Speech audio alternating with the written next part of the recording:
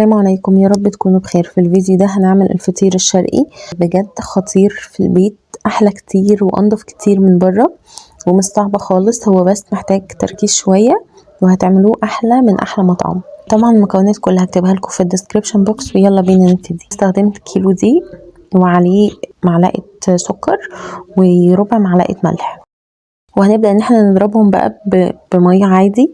بس انا زودت حوالي نص كوباية لبن، يعني مثلا لو انا استخدمت كوبايتين مية فانا استخدمت منهم نص كوباية لبن. وهنبدأ ان احنا نعجن بقى لغاية ما العجين عندي يتلم. انا مش عايزة العجين يبقى بيلزق وطري قوي، اللي هو مش عارفة ان انا اشكله. لازم نعجنه كويس ان هو يبقى فيه عرق، وان انا امسك العجينة طرية ولينة بس مش بتلزق. شايفين العجينة عاملة ازاي؟ انا عايزة العجينة بالشكل ده كده. بس بقى هبدأ ان انا اقسم العجين عندي على طول من غير ما اريحه، انا هقسم على طول. انا قسمت هنا، انا عملت حوالي 6 فطاير، قسمتهم حوالي 12 او 14 قطعة. هو على حسب انتوا عايزين الفطيرة قد ايه. انا هنا عملتها، يعني عملت صغير وعملت متوسط. هدهن الصينية بالزيت وهبدأ ان انا اقطع بقى العجين بتاعي، اسيبه ان هو يرتاح. بعد كده هعمل الحشوة بقى لغاية ما العجين يريح. عندي هنا لحمة مفرومة، الاول نزلت بالبصل. اول ما داب البصل ودخل في لون كده، لون بسيط، نزلت عليه باللحمة. واول ما اللحمة ابتدت ان هي تغير لونها نزلت بالتوابل، توم باودر وملح وفلفل اسود، حبهان وورق لورا انا طحناه، وبابريكا مدخنه وكاجون. خدت من كل ده كده معلقه صغيره، ما عدا الحبهان وورق اللورا باخد منهم حوالي يعني ربع معلقه صغيره او اقل كمان. وهقلبهم في بعض كده وهسيب بقى اللحمه تكمل سوا. وكان عندي خلاص الفطير ريح، شايفين بقى عامل ازاي. هنبدأ بقى ان احنا نفرده. عندي هنا خليط من السمنة والزبدة على بعض، مسيحاهم وسايباهم كده ان انا هاخد منه يعني الخليط ده وانا بفرد. هبدأ ان انا افرد كده، شايفين العجينة بتتشد بكل سهولة. انا بفرد يعني هاخد من خليط السمنة والزبدة ده برضو عشان بيساعد ان انتي تفردي اكتر.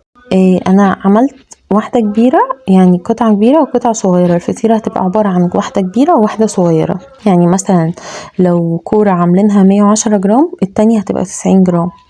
ال90 جرام دي ببدأ ان انا افردها الاول، وبعد كده عندي برضو صينية كبيرة زي اللي انتوا شايفينها دي، وهرشها زيت، وهاخد اللي انا فردتها، العجينة الصغيرة اللي انا فردتها دي هحطها على صينية واسيبها على جنب.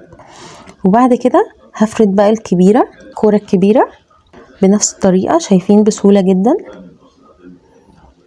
ومش لازم تعملوا كده. هو انتوا عادي ممكن اهو تشدوا بس، تحطوها على الكاونتر او الترابيزة وتروحوا شادين، هتتفرد بكل سهولة. وتاخدوا من خليط السمنة والزبدة ده بيساعد برضو في ان العجين يتفرد بسهولة. وبعد كده لما فردتها خالص اهو والاطراف فردتها كويس، هدهنها بالسمنة والزبدة دي. وبعد كده هاخد العجينة الصغيرة اللي انا فردتها الاول هحطها عليها، هتتشال برضو بكل سهولة. شايفين؟ وهحطها على بعض كده. وبعد كده بقى هحط الحشو في النص براحتكم بقى، حشوة بسطرمة، سجق، لحمة، روني، اي حاجة، اي حاجة عايزينها، خضار بس، جبنة، اي حشوة عايزينها احشوها. انا هنا حطيت بسطرمة مع فلفل الوان وبصل وجبنة موتزاريلا وشوية جبنة رومي كده. وبعد كده هبدأ ان انا اقفل. بصوا بقى هنقفل ازاي.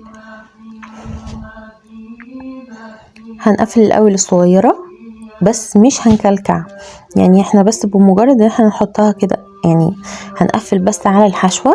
شايفين انا ما كلكعتش، يعني هو ده مقاس الفطيرة.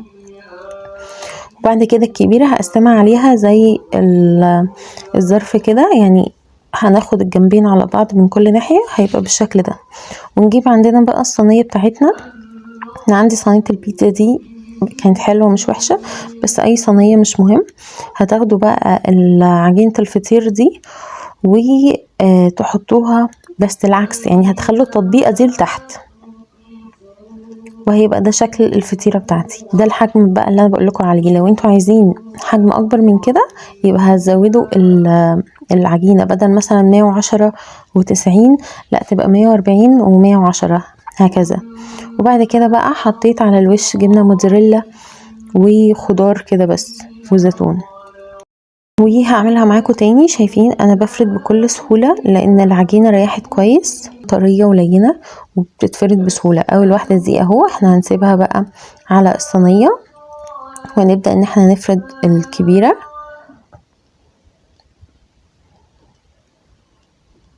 ولو في حاجة اتقطعت منكم عادي مش مشكلة، مش هيحصل حاجة، عادي خالص اكنها مش مقطوعة، وكملوا فرد وكملوا حشو ومش هيحصل لها اي حاجة. شايفين هو اصلا هنا هي فيها قطعات من الاطراف عادي، يعني قطعات بسيطة، حتى لو في قطعة كبيرة مش مشكلة برضو مش هيحصل حاجة. كملوا بنفس الخطوات والدنيا هتتلم يعني.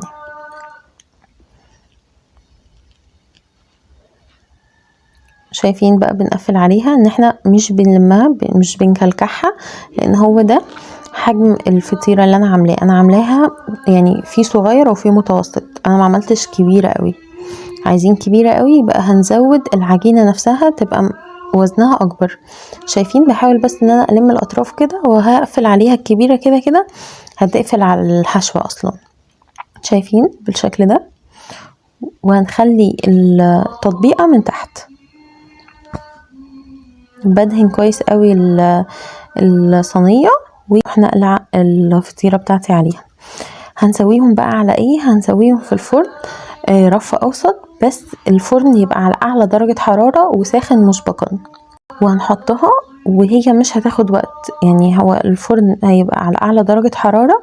هندخلها اول ما نلاقي ان هي خلاص يعني شبه استوت واتنفخت، هي بتتنفخ كده شوية. اول ما هي بتستوي وتتنفخ شوية كده، لو ما خدتش وش من فوق يبقى بنقفل تحت ونشغل الشواية وبنخرجها، بتكون بالشكل الفظيع ده مع الكاتشب بقى او الجبنة القديمة او المخلل، وهتاكلوا احلى فطير هتعملوه في البيت.